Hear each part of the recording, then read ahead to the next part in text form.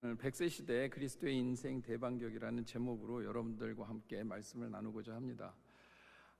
우리가 세상을 다 살고 있죠. 특히 오늘 남성교회 회원분들은 다 직장 또 은퇴하신 분들도 계시지만 오랫동안 세상 가운데 여러 가지 싸우고 또 찢기고 이런 가운데서 살아왔습니다.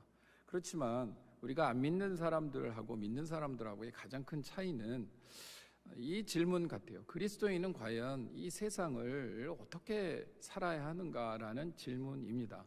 그 질문은 우리가 이 땅을 떠날 때까지 늘 우리를 쫓아다니게 되는 궁극적이고 실존적인 질문이라고 생각을 합니다.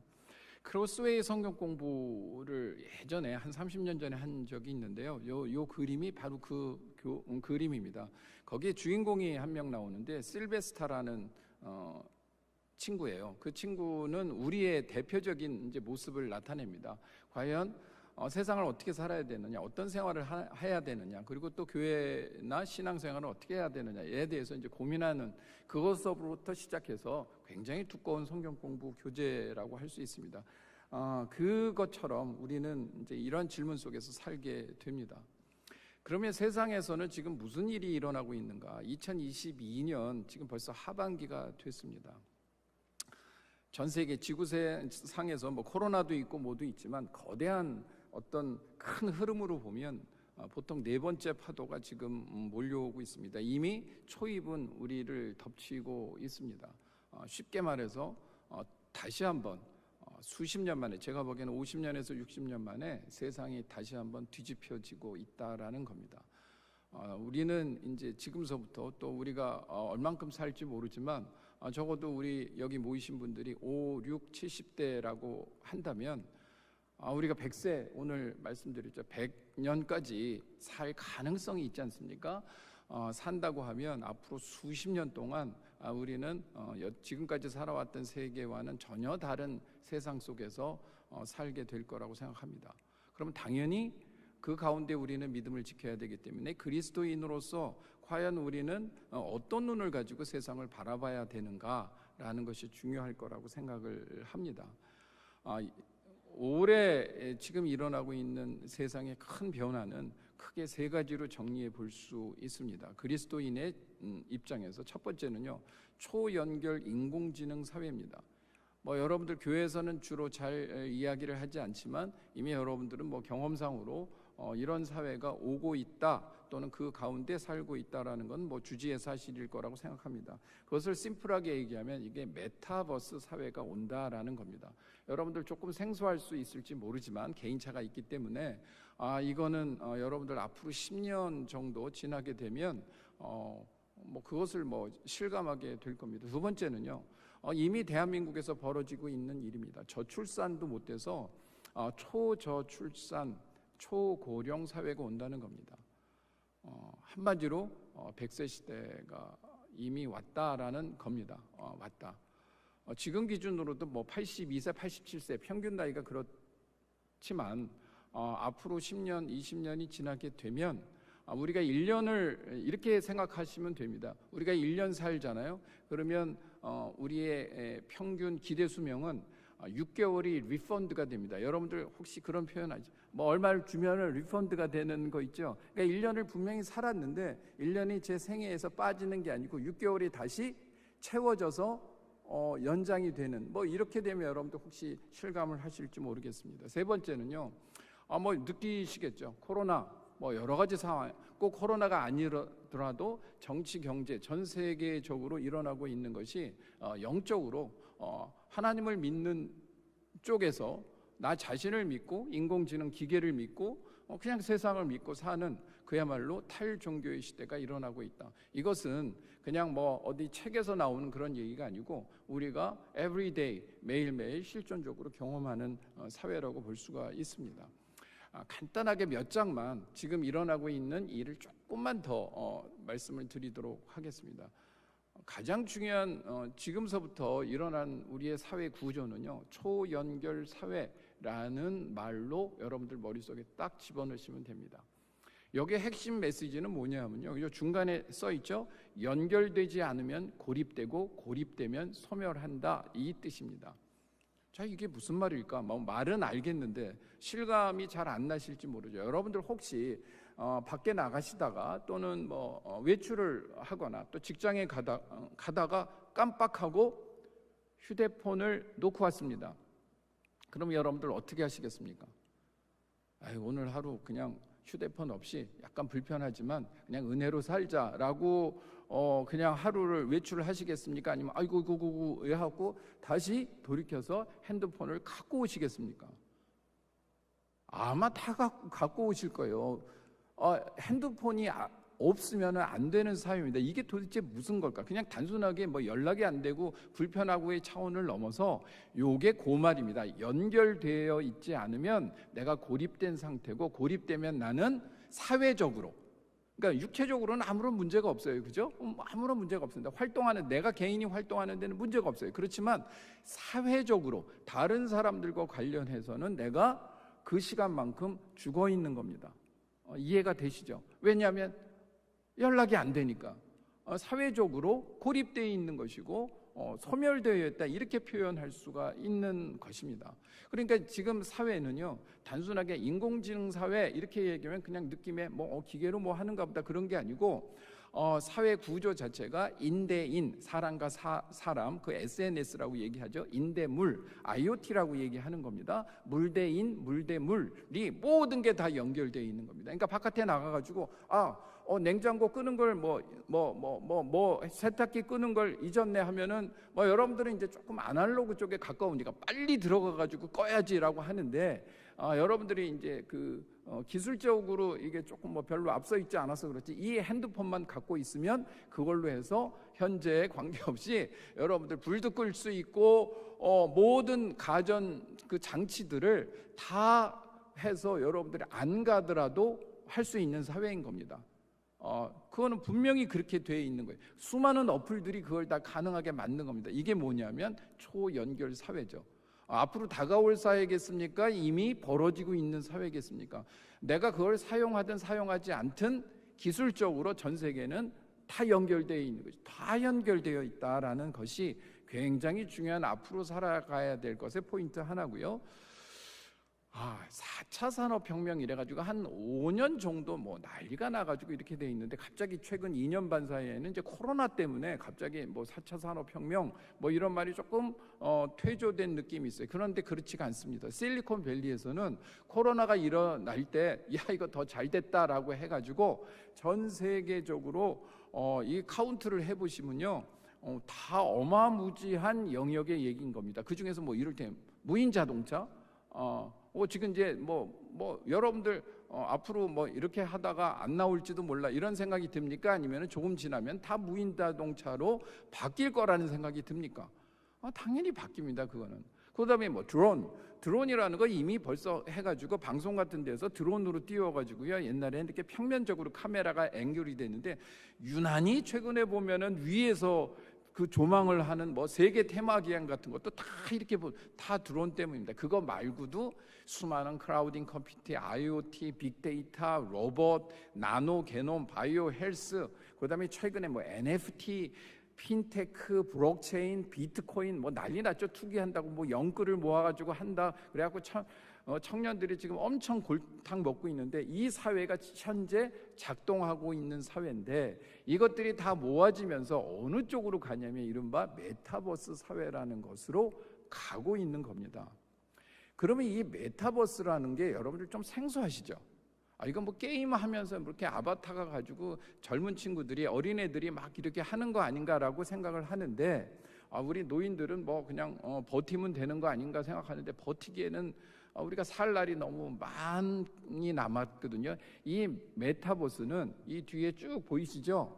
7가지 영역으로 이미 세팅되어 있는 겁니다. 무슨 공간이에요? 사업 공간, 놀이 공간, 학습 공간, 투자 공간, 사무 공간, 사회 공간, 사람들이 만나는, 그 다음에 생활 공간으로 이미예요. 이미 다가온다 그러면 여러분들 그러면 오면 그때 어떻게 하죠? 이미 돼 있는 겁니다. 나는 저런 거 하나도 모르겠는데 그거하고 관계 없어요. 여러분들이 모르신다고 이 사회가 아닌 게 아닌 겁니다. 이건 실제로 벌어지고 있는 것을 하도 작년 이후에 세상이 이렇게 돼서 제가 7가지로 정리한 거예요. 그러니까 우리의 생활 공간 중에서 저기에 해당하지 않는 거는 잠자는 것밖에 없어요. 근데 잠자는 것도 이제 조만간에 뭐 이렇게 꼽고 하는 것들이 기술적으로는 이미 다 돼 있고 시범적으로 되고 있는 사회인 겁니다. 자, 그러면 지금까지 이제 세상 얘기는 다 말씀드렸어요. 근데 이게 이제 시험에 많이 나오는 거예요. 그러니까 지금 사회에서 돌아가고 있는 것이 지금 이렇게 몇 장에 요약해 되고 있는 그 범주를 가지고 여러분들 신문을 핀다든가 인터넷을 킨다든가 그러면 대부분 이와 관련된 것들이 가장 첨단적으로 세상에서 지금 질주를 하고 있는 사회 현상입니다. 이거를 전제로 해야 우리 그리스도인들이 세상을 어떻게 살 것인가를 생각할 수 있기 때문입니다. 자, 그렇다고 한다면 한 달 전에 우리 북한교회 연구원 주최로 남선교회 조찬회 했는데 대부분 참석하셨죠. 거기서 교수님이 굉장히 중요한 메시지, 여러 메시지인데 뭐 다 기억 못 하시겠죠. 근데 아마 말씀하면 기억할 만한, 북한은 우리에게 가나안인가 니느웨인가 이 말 기억하시죠? 그건 굉장히 작은 메시지만 임팩트가 있는 겁니다. 그죠? 저는 오늘 7월 조찬회에서 여러분들한테 이런 말씀을 드리고자 합니다. 지금 앞서 얘기했던 그런 복잡한 세상은, 우리가 살고 있는 세상은 우리 그리스도인들에게 애굽인가 가나안인가 이런 얘기입니다. 자, 애굽이라면 어떻게 됩니까? 빨리 거기를 탈출해야 됩니다. 거기서 살면 안 되고 빨리 교회에 피신을 하든지 그런 그 엄청난 세상 속에서 빨리 우리는 그곳에 우리가 함께 발을 담글 이유가 없는 겁니다. 그리스도인들은 애굽이라면 그렇습니다. 탈출을 해야죠. 엑소더스 해야죠. 그런데 만약에 가나안이라고 한다면 어떻게 됩니까? 정복을 하고 그곳에 가서 살아야 될 곳이 아닙니까? 오늘 본문 말씀은 뭐에 관한 얘기입니까? 갈렙이 무엇을 얘기했습니까? 12정탐꾼 얘기가 무엇을 얘기하고 있습니까? 그 12정탐꾼은 역사적 사건으로서 이스라엘이 가나안 땅으로 갈 때 이런 일이 있었다라는 것을 그냥 팩트로 그냥 설명해 준다면 이 책은, 성경책은 역사서이지 영적 교과서는 아닐 겁니다. 그죠? 영적 교과서라면 틀림없이 모든 사건은 뭐가 있겠습니까? 영적인 메시지가 있는 것이죠. 그러면 도대체 그 12정탐꾼 사건은 우리에게 어떤 영적인 메시지를 주는가를 오늘 이 시간에 한 번쯤은 생각해 볼 필요가 있습니다. 수없이 들으셨죠? 그렇죠? 12정탐꾼에 관한 이야기는 너무 많이 들었지만 오늘 이 관점에서 우리가 다시 한번 생각해 볼 필요가 있겠다라는 것입니다.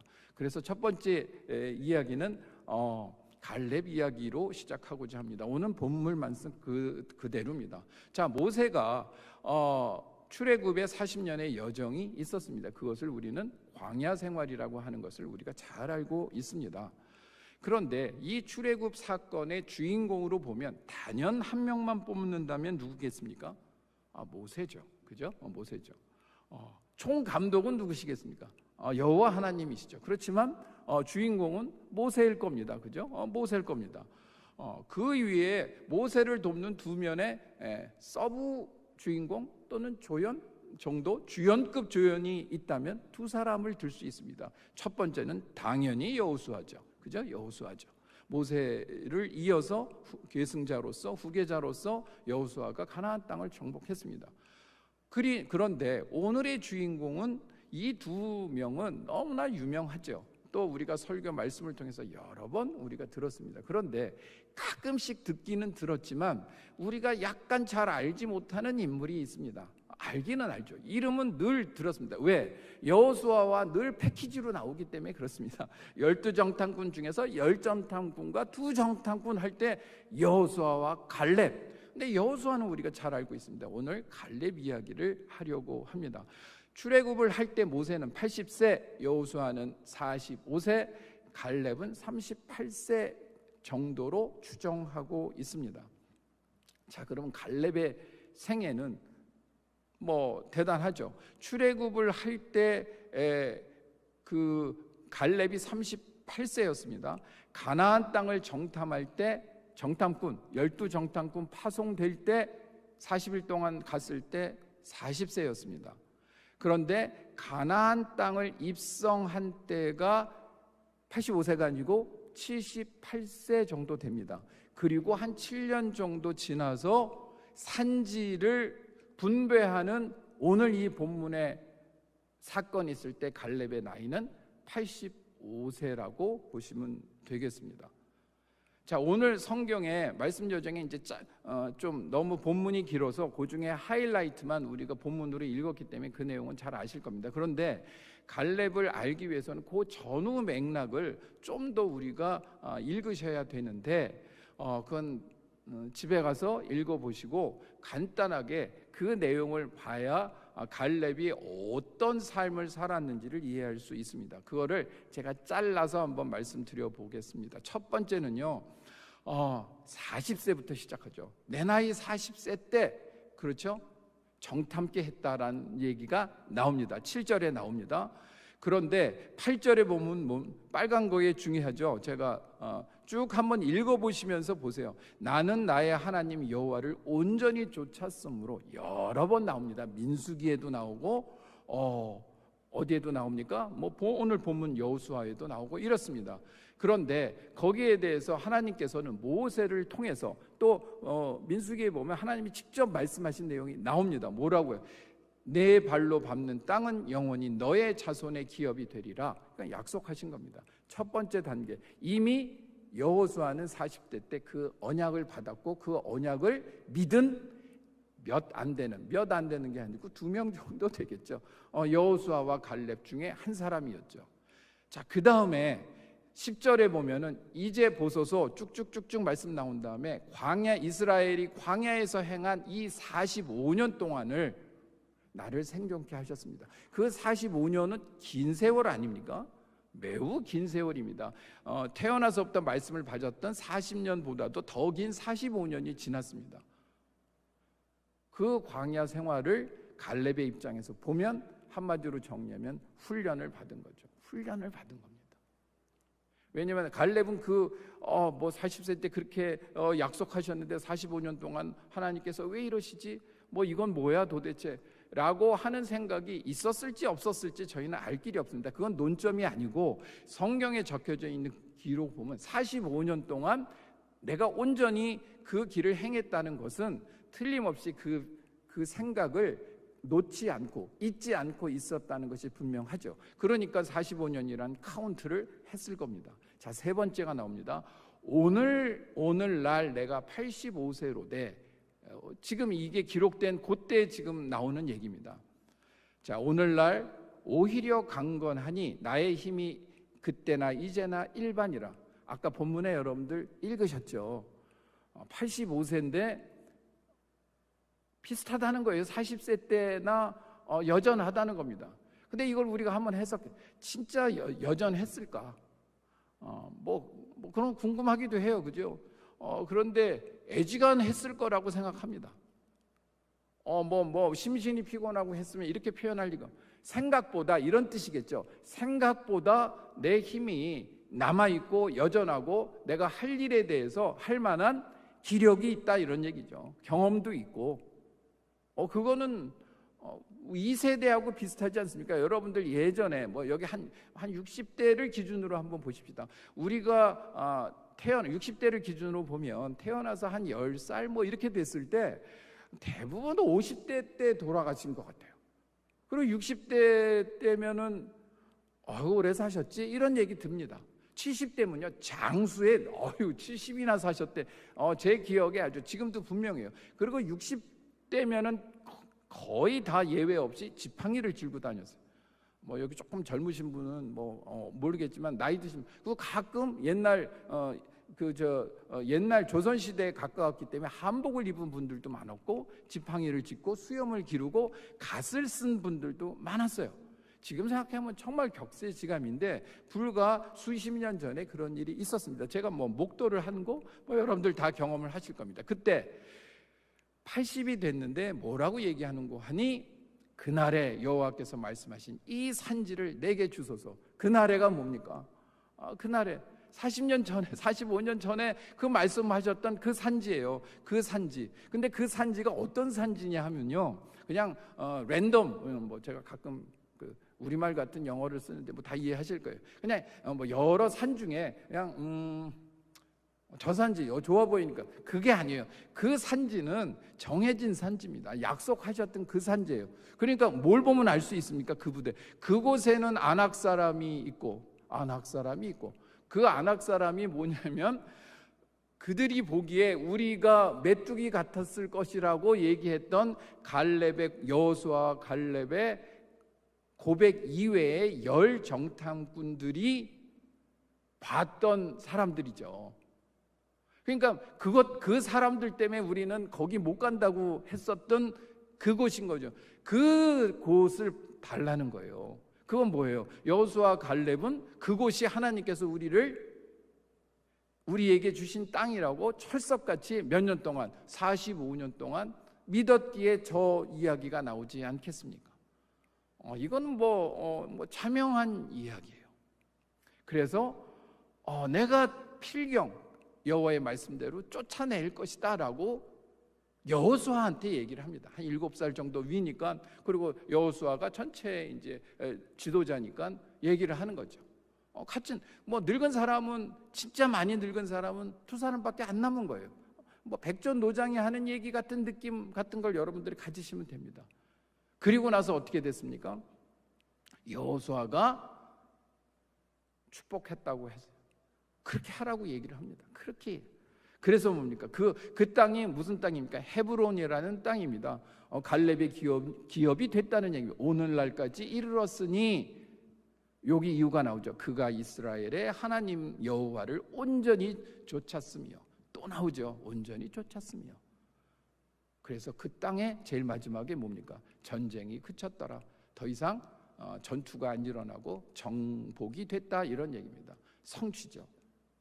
앞에 4가지 다시 한번 보도록 하겠습니다. 첫 번째, 언약의 단계,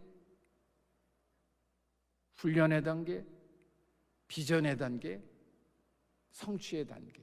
요 짧은 그 내용입니다. 자, 그리고 그 내용이 여호수아 다음 성경책이 뭡니까? 사사기죠. 사사기의 제일 첫 번째 절이 어떻게 시작됐냐면, 여호수아가 죽고, 그러면서 얘기가 나옵니다. 그러니까 여호수아가 죽었지만 누구는 아직 살아있는 겁니까? 갈렙은 살아있는 겁니다. 왜? 갈렙 이야기가 여기 나오기 때문에. 사사기 1장에 갈렙 얘기가 계속 나옵니다. 그런데 뭐라고 얘기했냐면, 아까 헤브론의 원래 이름은 기럇 아르바였다. 그 아르바라는 사람 이름입니다. 그 아낙 자손 중에서 제일 거기 지도자인 거죠. 그 땅을 점령을 했고요. 그 옆에 땅이 있습니다. 그 옆에 땅. 그런데 이제 갈렙이 이제 뭐 한 90세 이상 됐겠죠. 그러니까 자기의 기력이 좀 쇠했겠죠. 그러니까 누구한테 자기의 비전을 전승시키냐 하면 시책을 겁니다. 표현이 좀 그렇지만 느낌은 딱 올 거예요. 뭐라고 얘기하는 거 하니, 저 땅 기럇 세베를 정복하는 사람한테는 내 딸 악사를 주겠다, 이렇게 얘기합니다. 그랬더니 누가 손을 들고 가냐면은 갈렙의 조카 정도 됩니다. 조카가 되는 온니엘이라는 그나스의 아들. 그나스가 누구냐면 갈렙의 동생이에요. 동생의 아들이니까 조카죠. 조카가 그 땅을 정벌 합니다. 결국 악사가 아내로 맡게 되는 거죠. 그럼 그 온니엘이 누굴까? 이게 이제 좀 난이도가 있어요. 그죠? 사사기에 보면 사사가 12명이 나옵니다. 그 중에 우리가 대표적으로 아는 사람이 누가 있습니까? 삼손, 그죠? 기드온, 그런 저기가 나오죠. 그거 다 사사들인데, 그 사사 중에 첫 번째 사사가 바로 온니엘입니다. 자, 지금 이제 전반적인 흐름에 대해서 여러분들 다 이해가 되셨을 겁니다. 그런 일이 있었던 것이 오늘 우리가 본문에 읽은 이야기입니다. 자, 정리해 보면 갈렙의 생애로 본 비전, 우리 그리스도인이 갖는 비전의 선취 과정은 뭡니까? 언약, 훈련, 비전, 성취. 40세 때, 그 다음에 45년이 지나서 85세 때 그 비전, 저 산지를 내게 달라고 하고 그 성취가 100세 이후에 넘어갔을 가능성이 높습니다. 왜? 여호수아가 나이가 몇 살에 죽었습니까? 110세. 그죠? 110세. 그러니까 갈렙이 연차가 있지만 100세 이상 살았을 것이, 갈렙이 언제 죽었다라는 것은 나오지 않지만 추정을 해보면 100세 이상 살았던 것이죠. 자, 갈렙의 생애를 한마디로 정리하면 뭐겠습니까? 사명이 이끌었던 삶, 미션 드리븐 라이프를 전형적으로 보여주는, 물론 성경에 여러 인물들이 있지만 그 중에 한 대표적인 인물이라고 볼 수가 있겠습니다. 그 이야기를 이제 제가 성경을 쭉 묵상하면서 갈렙이 훅 들어와서, 그러면 저는 45년 동안 뭘 했나 이런 생각을 이제 해봤습니다. 그랬더니 제가 예수의 이름을 처음 들었을 때가 1968년이었을 것 같아요. 그때 제가 저 강북의 서대문 근처에 살았어요. 학교는 미동국민학교를 나왔습니다. 그 기네스북에 오를 정도로 제가 입학을 했을 때 10,000명이 넘었어요. 전교생이 10,000명이 넘은 전교생 중에서 하여간 제가 3학년 16반 이러고 한 반에 130, 번호가 130 몇 명 이렇게 나갔던 때입니다. 한 반이 그렇게 되고 아침반, 오전반, 오후반 3부제를 했었어요. 갔더니 1학년 때는 의자하고 책상이 없어서 그냥 복도에 그냥 이렇게 쭈그리고, 복도가 아니고 그 교실의 바닥에서 미술 그림 그리고 했었던 기억이 지금도 선명합니다. 그 국민학교를 다녔던 시절에 서대문에 교회가 있었는데 그게 순복음 교회였어요. 그 서대문 로타리에 한 6층, 7층짜리 빌딩이었어요. 제가 주일학교 그때 국민학교 4학년 때 저희 외할머니가 교회 가자고 맨날 제가 구슬치기 하고 있는데 꼭 기다리고 1시간을 기다리고 있는 거예요. 1년을 기다리시더라고요. 그래서 이건 빨리 가는 게 낫겠다. 그러고 다녔어요. 다니고 시작했는데 거기도 그러니까 당연히 그때니까는 주일학교 학생들도 많은 어린애들 많은 거예요. 그러니까 또 방이 없어가지고 복도에서 분방 공부를 했어요. 뭘 했는지 모르겠는데 하여간 분방 공부 내용 중에서 하여간 근데 그분이 또 저 교사 선생님이 신학교 다니셨던 것 같은데 구약을 전공하셨던 것 같아요. 맨날 그럼 아마샤, 히스기야 그걸 계속 외우라고 해가지고 내가 보기엔 그 이름이 그림으로 갔더니 지금도 아주 기억이 나요. 그리고 이제 끝나고 나면 쭉 그러니까 이렇게 복도로 쭉 내려오다 보면 1층하고 2층하고 우리 성전처럼 좀 그거보다 여기보다 작았죠, 그죠? 그게 1층, 2층이 돼 있었어요. 근데 1층은 문이 닫혔어요. 근데 2층은 중간에 설교 중간이기 때문에 문이 열렸어요. 2층으로 이제 들어오라고 늦은 성도들이. 그러면 이제 제가 내려가다가 2층으로 그냥 들어갑니다. 그러면 그때 이제 조영기 목사님이 이제 설교를 하시는데 한참 설교를 하시는 거예요. 제가 기억이 나요. 그래서 한참 듣고 있었어요. 예수 그리스도는 어제나 오늘이나 영원하십니다. 내가 미국 구로파등지에서 가장 의뢰받은 말씀이 있으심이 요한 3서 1장 말씀, 내 영혼이 잘 땐까지 내가 범사에 잘 되고 강건하기를 내가 강구하노라 하는 말씀이 있으심이 우리가 믿었어. 이렇게 얘기를 막 하는 거예요. 이게 제가 50년 전에 제가 엊그제 외웠으면 이게 외워졌겠습니까? 그 어린 시절에 그걸 들으면서 진짜 그때 그 영성과 성령이 대단하고 그랬기 때문에 그때 제 마음 가운데 그 뿌리가 생겼던 겁니다. 그리고 아마 김한중 담임 목사님도 지난번에 잠깐 설교 때 빌리 그레함 때 제가 중학교 2학년 3학년 때였던 것 같아요. 거기서 100만 명이 딱 했는데 그때도 제가 갔었죠. 목사님도 저기 계셨겠지만 저도 거기 있었어요. 있어가지고 빌리 그레함이 쫙 설교를 합니다. 그리고 김장한 목사님이 딱 뒷짐 짓고, 김장한 목사님 이건 안 해요. 이렇게 딱 뒷짐 짓고 between love each other 그러면 서로 사랑하라 이러면서 이제 쭉 하셨던 기억이, 그때 참석하셨던 분들 기억이 나요. 그러면서 제가 그때 어린 마음에 그 100만 명 앉아 있으면 언제 나도 저런 사람이 될 수 있으면 나도 설교를 저렇게 했으면 좋겠다 이런 생각이 드는 거예요. 그리고 지금 사진을 봤더니 제가 지금 이렇게 손으로 하잖아요. 제 왼손잡이에요. 근데 보니까 빌리그레암 목사님도 왼손잡이셨던 것 같아요. 딱 보니까 그래요. 그리고 이제 직장 생활을 하면서 1984년에 이제 직장에 들어가고 결혼을 하고 82년에 5월에 지금 아까 찬양을 한 신한남 목사를 만나가지고 지금 만난 지 만 40년 넘었고 결혼한 지는 이제 39년 차에 들어갔습니다. 그리고 결혼한 지 10년이 된 다음에 9년 차에 제가 비서실 삼성그룹에 들어가서 비서실 인사팀에 있었을 때 이건희 회장께서는 좀 돌아가셨죠. 신경영이라는 그 아주 그냥 경영 전체를 뒤집는, 삼성 전체를 뒤집는 사건이 있었어요. 여러분들 아마 이 말은 너무나 유명해서 기억하실 거예요. 마누라와 차식 빼고 다 바꿔라. 그때가 1993년 6월 7일 그거를 삼성에서는 프랑크푸르트 선언이라고 그래요. 67 프랑크푸르트 선언.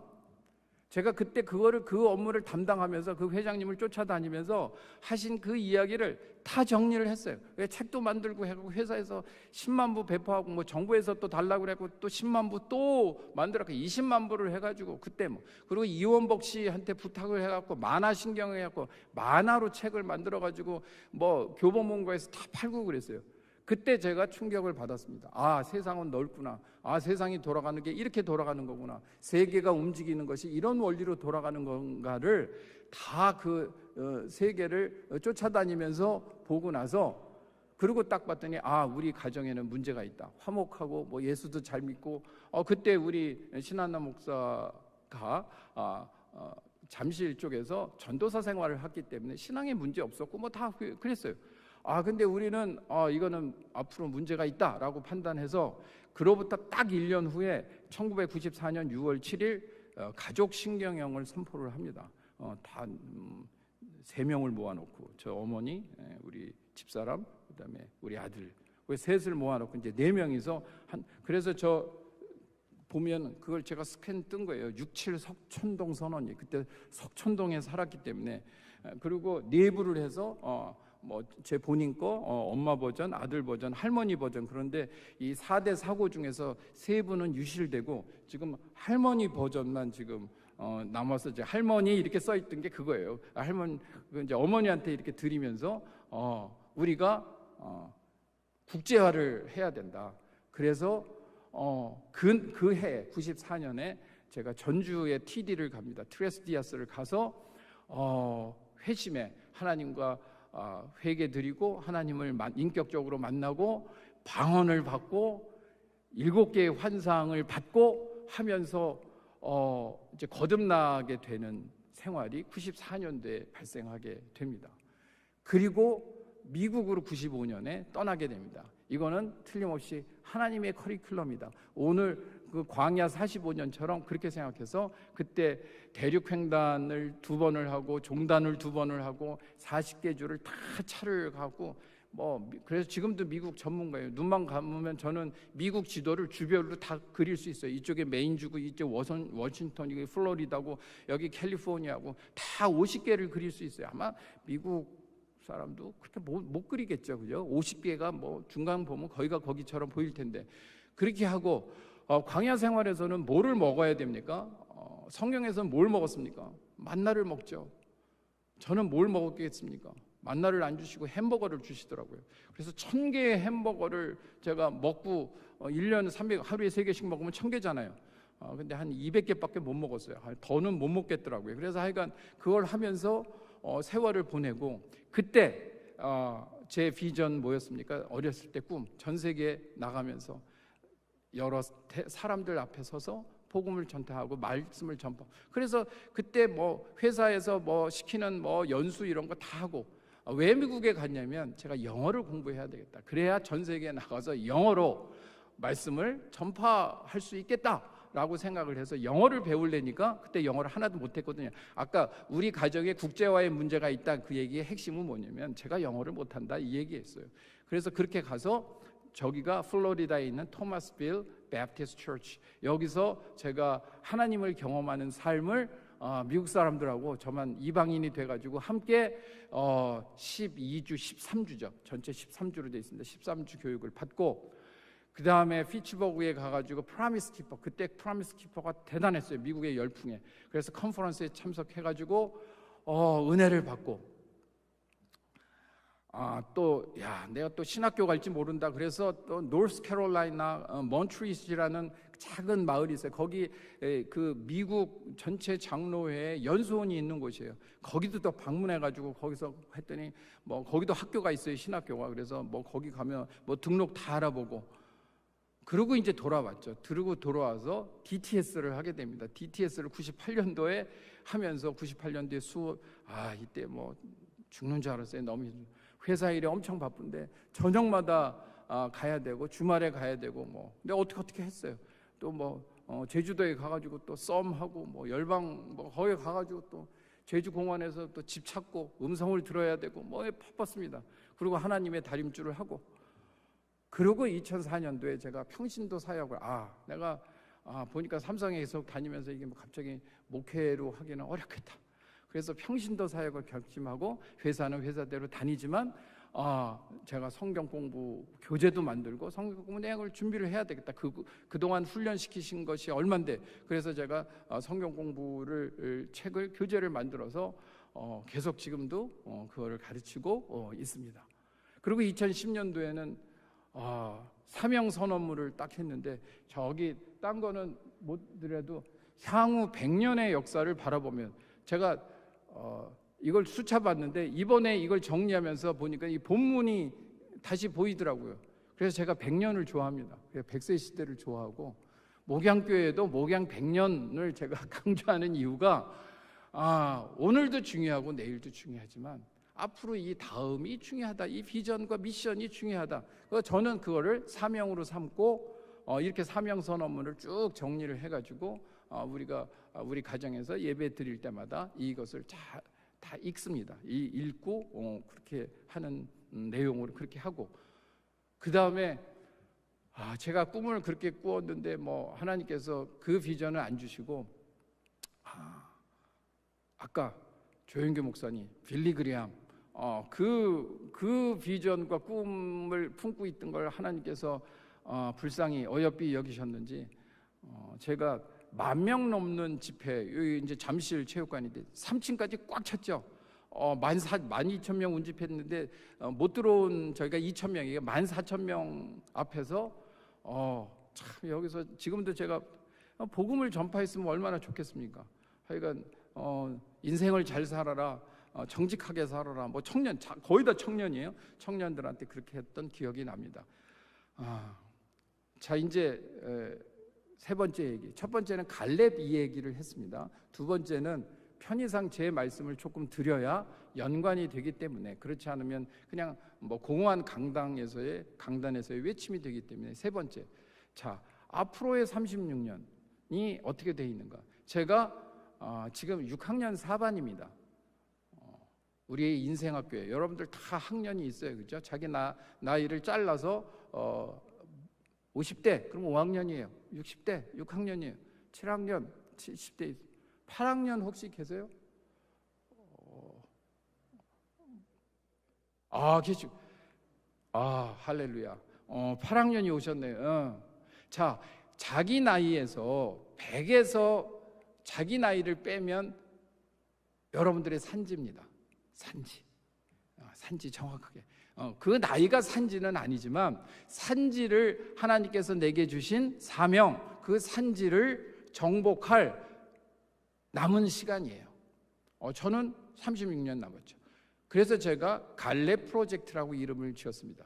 지금은 광야 같은 인생 학교의 6학년 4반이다.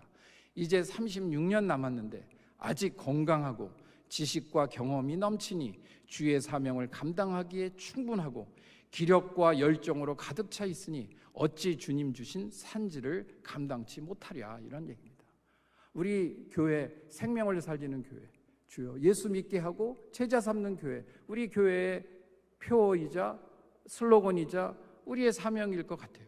자, 우리의 기독교인으로서의 신앙은 3단계를 걷습니다. 우리 평생을 거쳐서 1단계에 끝나는 사람도 있지만 2, 3단계까지 가는 경우도 있어요. 첫 번째는 believers, 우리가 신자가 되는 거죠. 예수 믿는 거죠. 두 번째 단계는 디사이플의 단계입니다. 제자 삼는 교회, 제자가 되는 게 2단계입니다. 세 번째는 제자를 삼는다는 건 뭐겠습니까? 내가 제자라는 뜻입니까? 제자를 키운다는 뜻입니까?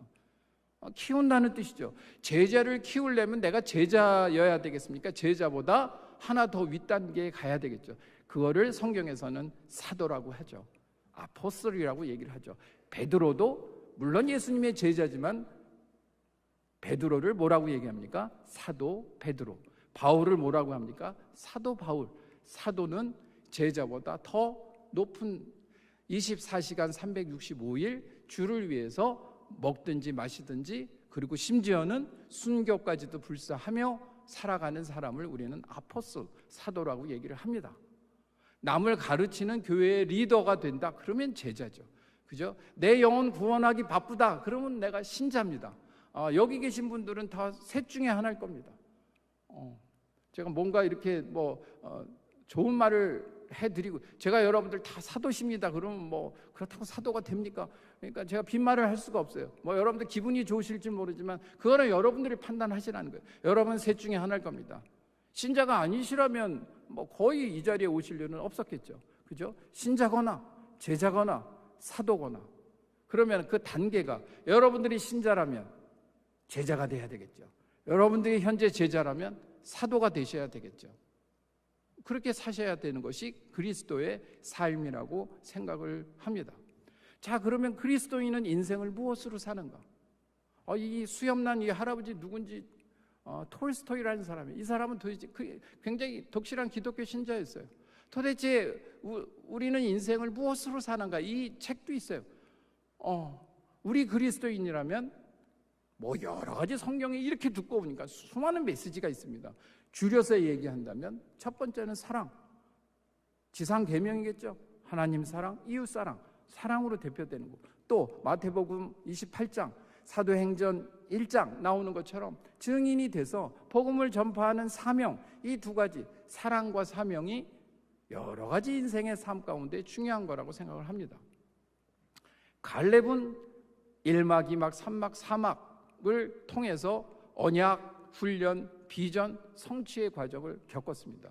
여러분들은 우리 남선교의 연배로 보면 우리는 뭡니까? 훈련에 막바지거나 비전을 가져야 될 때입니다. 오늘 이 말씀이 핵심입니다. 근데 예를 들어서 1남성교에서부터 쭉 있는데 은퇴하신 분들이 많죠. 그죠? 그러면 어떤 생각을 합니까? 말은 100세라고 하는데 몸도 예전 같지 않고 하니까 어떻게 몸을 잘 추스리면서 내 남은 상에 그냥 근근히 잘 예수 믿고 살다 가야 되지 않겠는가라고 생각이 되는 분들이 있다면 오늘 제가 여러분들한테 도전을 드리는 겁니다. 제가 도전을 드리는 거겠습니까? 하나님께서 저를 통해서 여러분들 한 사람 한 사람한테 도전을 드리는 겁니다. 그 도전의 구체적인 내용이 무엇인지 저는 알 길이 없습니다. 그렇지만 여러분들은 아실 겁니다. 여러분들이 받은 언약이 있으실 거고, 여러분들이 받았던 개개인적인 훈련이 있으셨을 거고, 여러분들한테 지금 주시는 비전이 있을 거고, 그것은 반드시 이 땅 위에서 성취를 하고 하늘나라 천국에 가야 되지 않겠습니까? 김영석 교수는 이미 10학년이 넘어가셨어요. 10학년이죠, 그죠? 10학년 3반이세요 벌써. 근데 저분은 한 120세까지 사실 것 같아. 왜냐하면요, 벌써 지금 아직도 그 강의 부킹이라고 할까? 강의 예약이 3년치가 남아있대요. 그러니까 누군가 부르시면 못 간다고 지금 3년치 다 마치고 그럼 계속 강의 요청이 올 거 아니에요? 알 길이 없죠. 그렇지만 그런 삶, 김영석 교수님 지금 100세가 넘으셨지만 좋은 그 귀감이 되면서 또 독실한 기독교 신앙인으로서 많은 영적인 메시지도 하시는 분. 저는 그런데 그분이 100년을 살아보니까 인생의 황금기는 60에서 75세라는 거예요.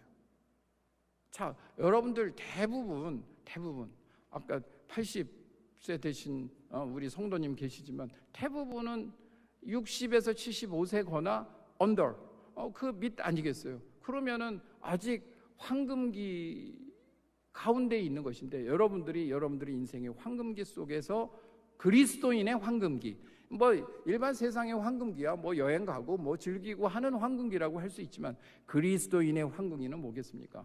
맹렬하게 왕성하게 주의 일을 하고 주의 사명을 감당하는 시기가 60에서 75세라고 얘기를 제 얘기가 아니고 김영석 교수님이 하시는 얘기입니다.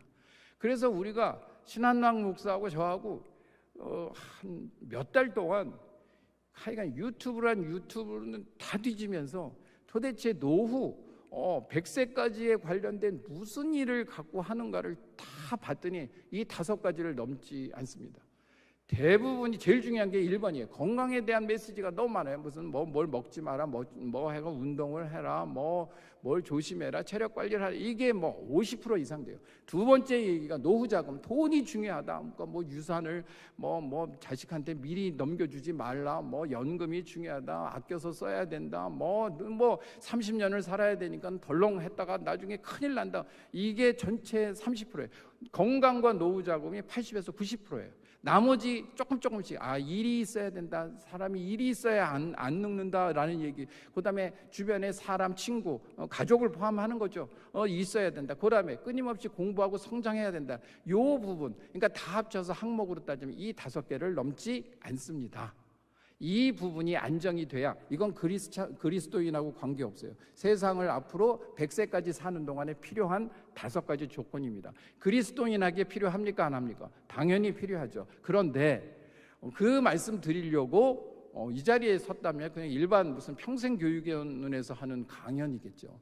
우리 그리스도인이라면 이것은 기본으로 하지만, 그리스도인은 뭘로 산다고 아까 얘기했습니까? 우리가 성경에서 사랑과 사명으로 살아야 되지 않겠습니까? 그리고 그 중심은, 우리의 삶의 중심은 everyday 그리스도의 십자가, 그리스도를 중심으로 살아야 되지 않겠습니까? 그러니까 이건 뭐예요? 그리스도인의 100세 인생 설계 모형이라고 볼 수 있습니다.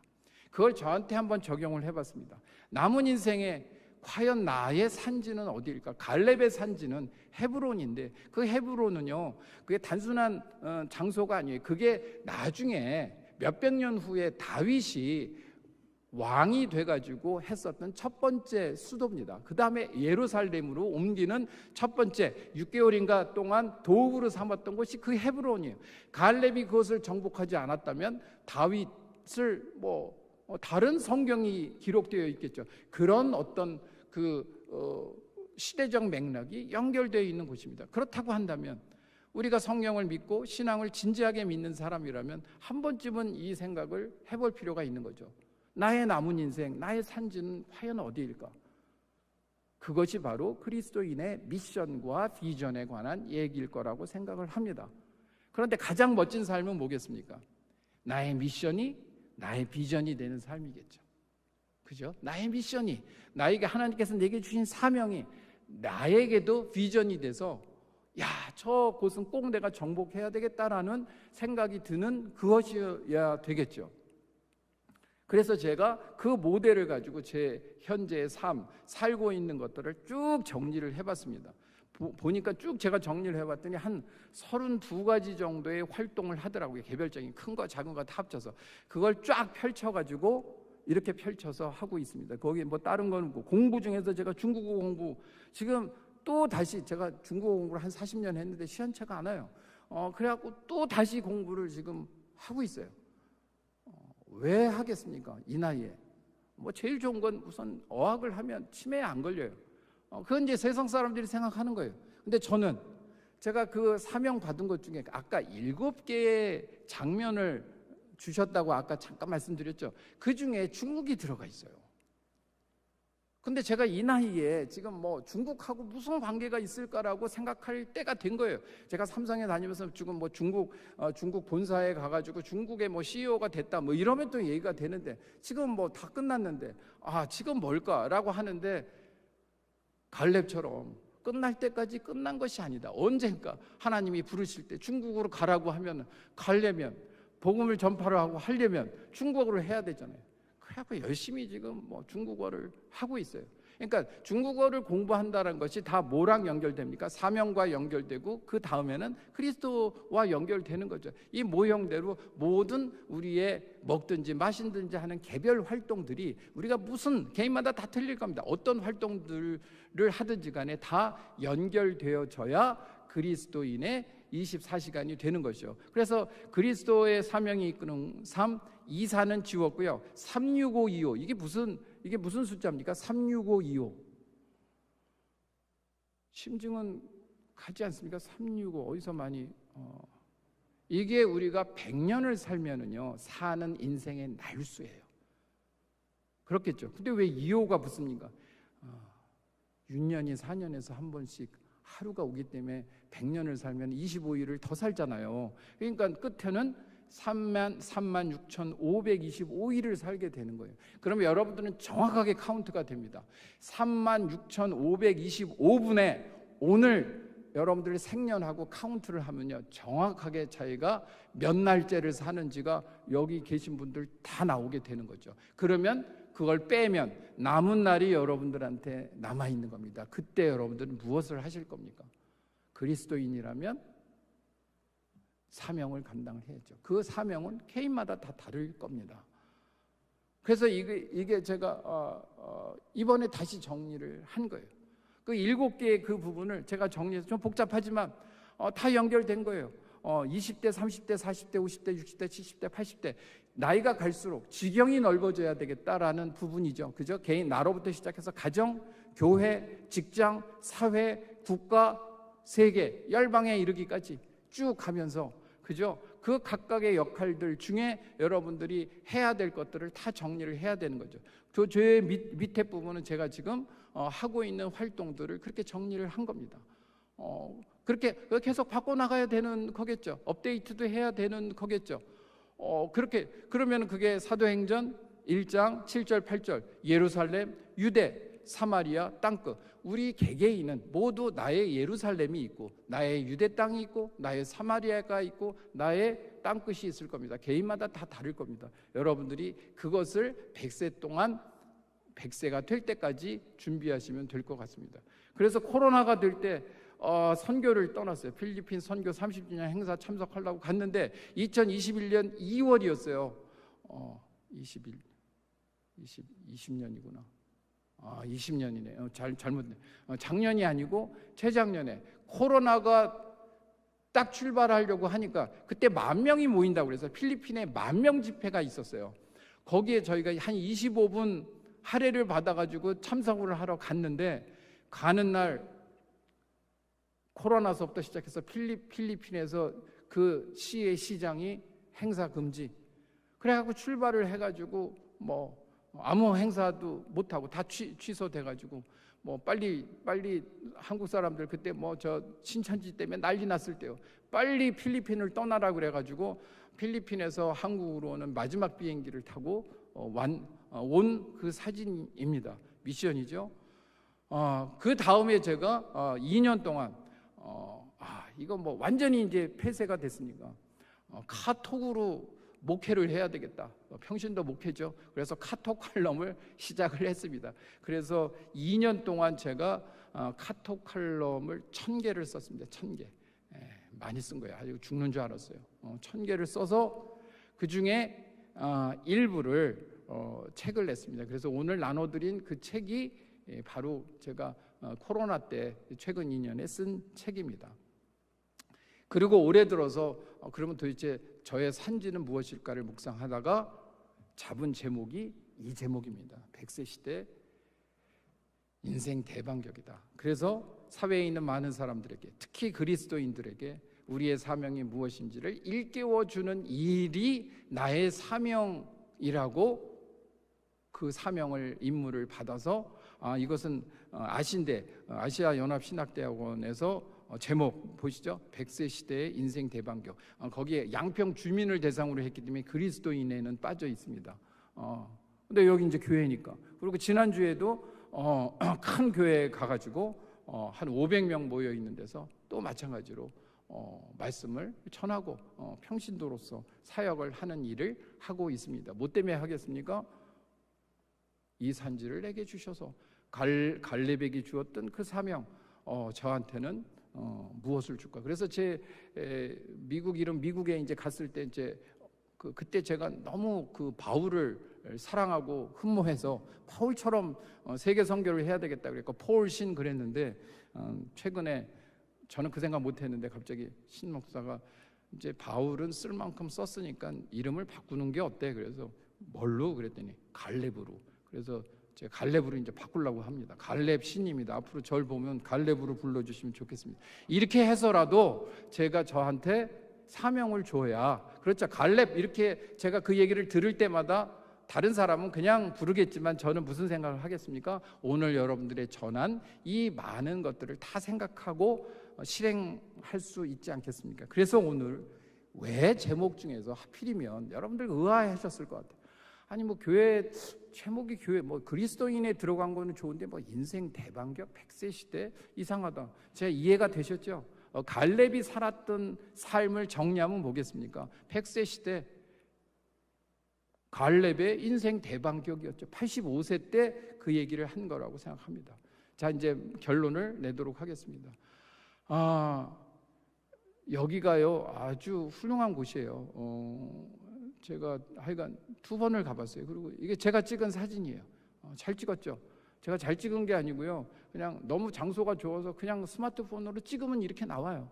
어디냐면요, 미국에서 가장 자랑하는 국립공원 중에 하나인데 국립공원은 아니에요.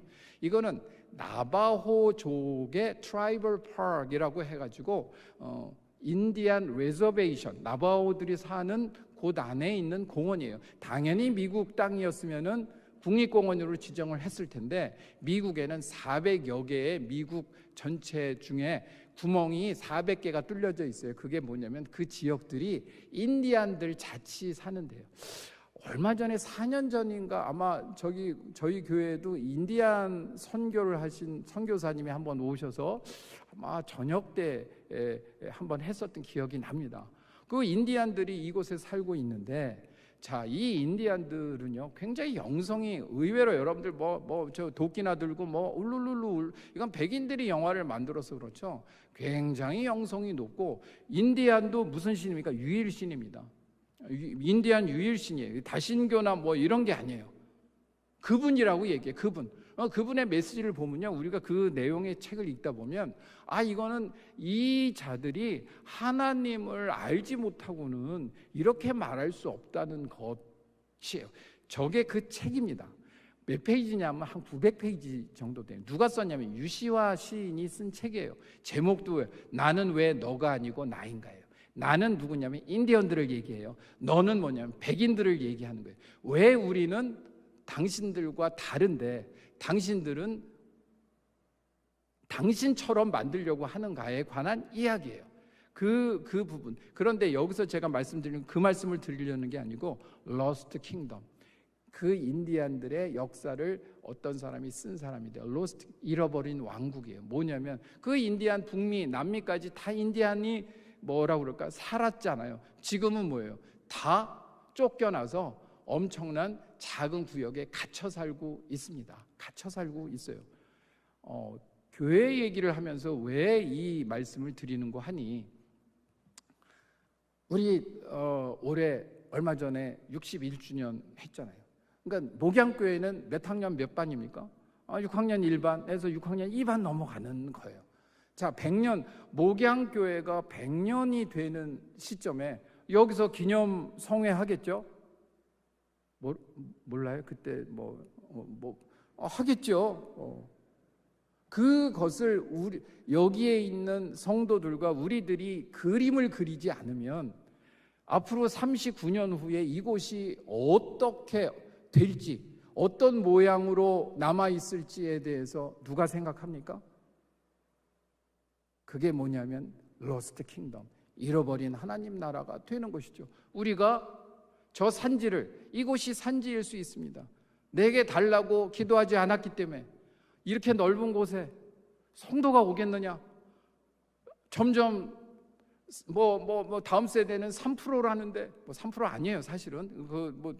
잘못됐어요. 근데 하여간 그런 느낌이 들 정도 3%라는데 이곳에 어떻게 채워질 것이냐라고 하는 순간 우리는 12정탐꾼 중에 어떤 정탐꾼이 되는 겁니까? 10정탐꾼이 되는 것이죠. 근데 여호수아와 갈렙은 이곳은 하나님께서 우리에게 주신 곳이다, 그렇죠? 라고 생각할 때 갈렙처럼 내가 아직 건재하니 저 산지를 내게 주소서 라고 이 시간에 하나님께서 우리에게 콜링하고 계실지 모릅니다. 여러분들이 판단을 해보세요. 무엇이 맞는가를. 이제는 교회 대반격이다. 개개인은 인생 대반, 그리스도인으로서 인생 대반격이지만 지금까지 교회, 지금 코로나 때문에 또 그렇죠. 사회에서는 각종 법들이 막 만들어지고 있죠. 신앙생활 하기가 더 쉬워지겠습니까? 어려워지겠습니까? 우리의 신앙을 지키기가 더 쉬워지겠습니까? 어려워지겠습니까? 우리의 산지를 지키기가 더 쉬워지겠습니까? 어려워지겠습니까? 그때 우리는 어떤 태도를 가지고 가야 될 것인가? 그것에 대해서 성경은 무엇을 얘기하고 있는가? 우리의 갈렙을 통해서 무엇을 얘기하고 있는가? 내가 나이 들었다고, 내가 은퇴했다고, 내 힘으로 내가 별로 세상에서 영향력이 없다고, 그냥 내 몸 하나 잘 건사하는 것도 힘들다고, 우리 가족 챙기는 것도 쉽지 않다고 생각하는 순간 우리는 미국의 아메리칸 인디안처럼 보호구역에 갇혀서 교회는 개방이 될지 모르죠. 우리는 교회에서만 신앙생활 하는 거예요. 세상에 나가서는 아무런 영향력이 없고, 가나안 속에서 우리는 가나안을 정복하고 점령하고, 아까 초연결 사회에서부터 21세기 사회는 그렇게 돌아가는데 우리는 이곳에 남아가지고 여기가 좋사오니 하는 순간 우리는 어떻게 됩니까? 아메리칸 인디언처럼 되는 것은 아닌가라는 생각을 제가 거의 2번 갔거든요. 신한나 목사도 그러더라고요. 야, 내 생에 저 모니멘트 밸리를 2번 갈 줄은 몰랐다.